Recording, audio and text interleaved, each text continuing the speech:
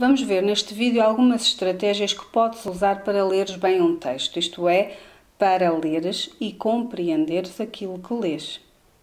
Imagina então que estás num teste e que te dão um texto para ler. Tu não sabes de onde foi tirado o texto, não sabes nada sobre o autor, se é vivo, se é morto, nem sabes que tipo de texto é, se é uma notícia ou se é uma página de um diário ou se é o quê. E claro, num teste não podes fazer nenhuma pergunta ao teu professor.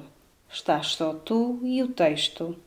Mas acredita que o texto tem todas as respostas para ti. Tens é de lhe fazer as perguntas certas. E há 3 perguntas essenciais que tu tens sempre de fazer. Essas perguntas são: de que é que trata o texto? Em que partes ele se pode dividir?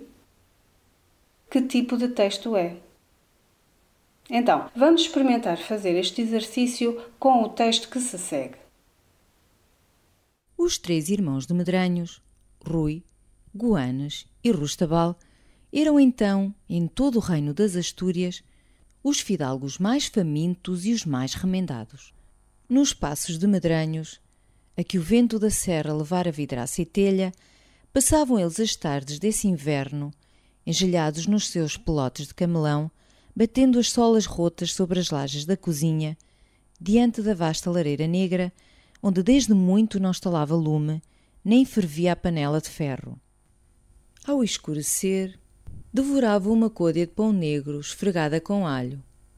Depois, sem candeia, através do pátio, fendendo a neve, iam dormir à estrebaria, para aproveitar o calor das 3 éguas lazarentas que, esfaimadas como eles, roíam as traves da manjedoura.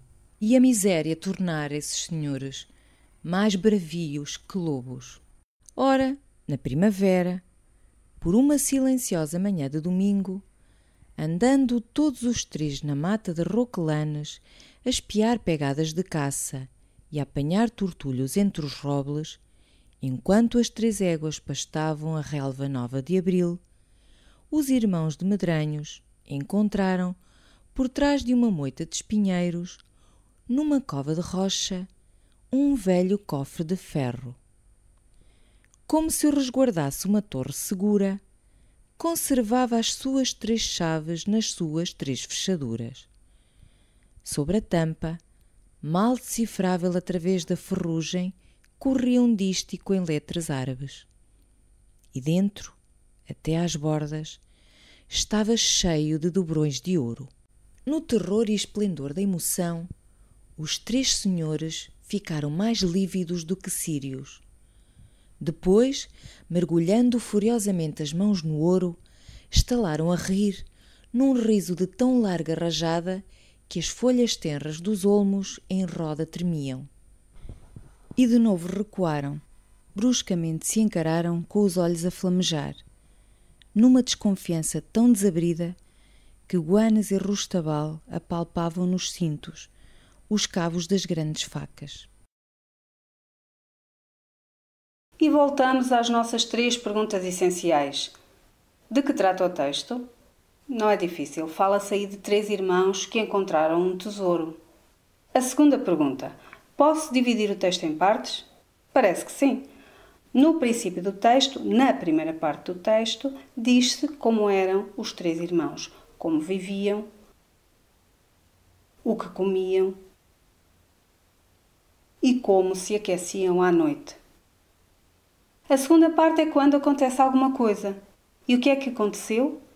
Eles descobriram um cofre de ferro. É a segunda parte. Onde estava o cofre? Como era por fora? O que tinha por dentro? São tudo perguntas a que o texto vai responder nesta segunda parte. Mas depois de sabermos como era o tesouro, queremos saber qual a reação dos 3 irmãos ao descobrir aquilo. É precisamente isso que ficamos a saber na terceira parte do texto, a parte em que se descreve a reação dos 3 irmãos ao encontrarem o tesouro.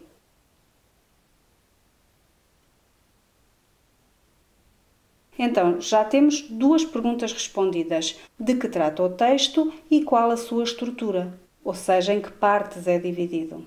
Falta a terceira pergunta: Que tipo de texto é? Ora bem, temos coisas que acontecem num tempo passado. Há uma ação feita por alguém e há uma reação, uma consequência. Isto é o quê? São os ingredientes para fazer uma história. Este texto é um texto narrativo. Mas será só isto que precisas de fazer para encontrar o sentido de um texto? Não, de facto não.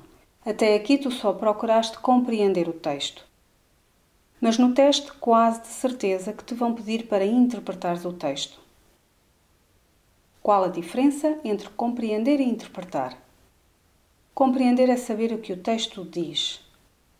Interpretar é saber o que o autor quis dizer ao escrever aquele texto. Interpretar é perceber a intenção com que o texto foi escrito. Tens de perguntar então, esta história serve afinal para comunicar o quê? Para interpretar o texto, tens de olhar para ele com mais pormenor.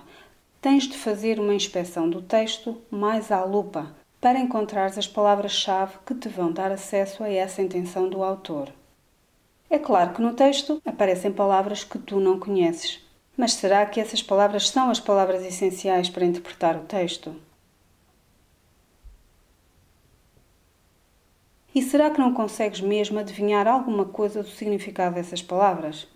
Por exemplo, calculo que não saibas o que significa pelotes de camelão, que aparece na primeira parte. Mas repara, no texto diz-se que os 3 irmãos passavam o inverno engelhados nos teus pelotes de camelão, batendo as solas rotas sobre as lajes da cozinha.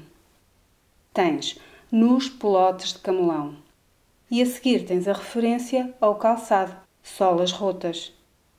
Portanto, pelotes de camelão há de ser muito provavelmente a roupa com que eles se vestiam.